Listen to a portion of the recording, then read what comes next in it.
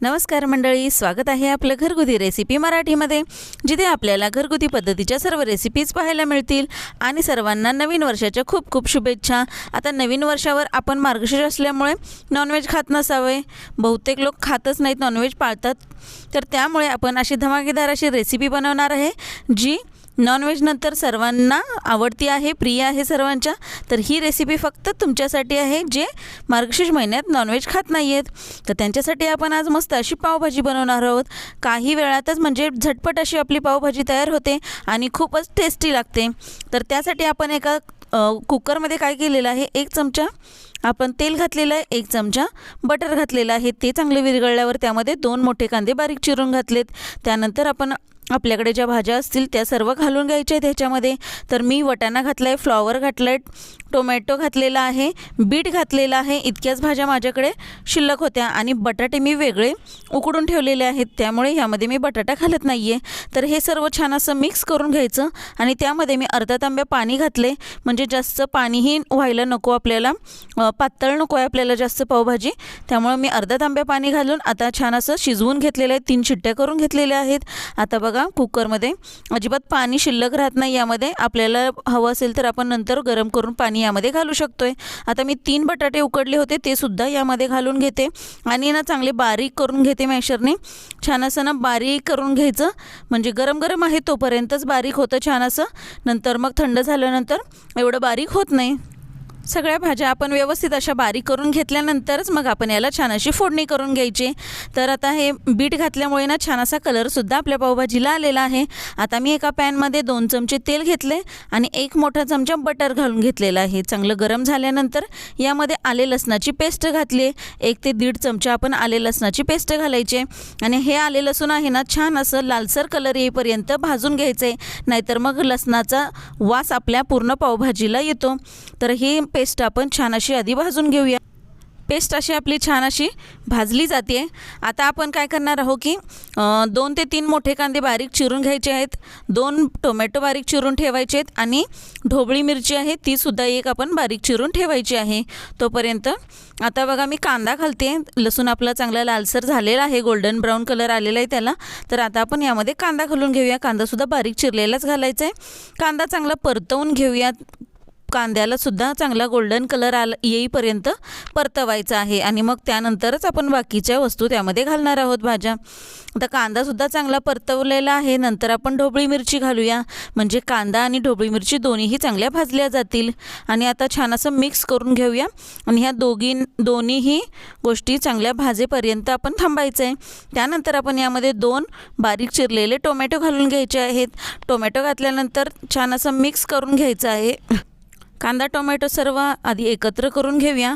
त्यानंतर आपण काय करायचे, अगदी थोडं म्हणजे 2 चिमूटभर आपण यामध्ये मीठ घालायचे, म्हणजे टोमॅटो आणि कांदा दोन्हीही चांगले भाजले जातात, चांगलं पाणी सुटतं दोघांनाही आणि छान असे भाजले जातील, पूर्ण विरघळेल आपला कांदा आणि टोमॅटोसुद्धा।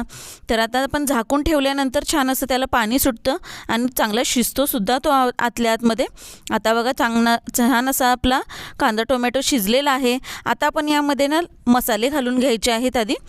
आधी थोडंसं मिक्स करून घेतलं, हलवून घेतलं, कारण खाली करपू नये म्हणून। आता आपण यामध्ये मसाले घालून घेऊया।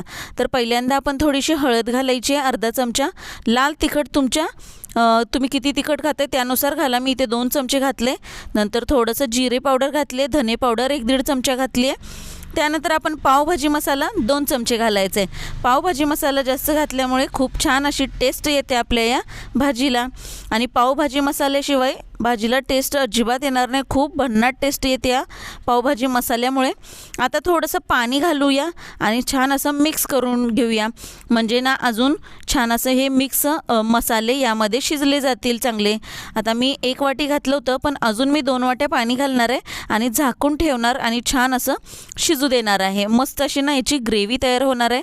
हे बघा तुम्ही एकदा बघू शकताय किती सुंदर असा आपला हा मसाला तयार झाला। आपण जवळून बघूया, बघा छान असं तेल सुटायला लागले या मसाल्याला, किती भारी आपला मसाला तयार झालेला आहे बघा। तर हा मसाला छान असा शिजलेला आहे, मस्त असा वास सुटतो या मसाल्याचा।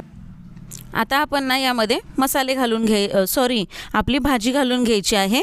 जे आपण मिक्स करून घेतलेले आहेत ना सर्व भाज्या बारीक करून, तर आपण यामध्ये घालून घ्यायच्या आहेत आणि मस्त मग हलवून घ्यायचं. आधी सर्व भाज्या घालून घ्यायच्या आणि त्याच कुकरमध्ये आपण पाणी गरम करण्यासाठी सुद्धा ठेवून द्यायचं आहे थोडंसं. सर्व भाज्या आपण यामध्ये छान अशा मिक्स करून घ्यायच्या आहेत. आता तर भाजी पूर्ण यामध्ये आपण काढून घेतली.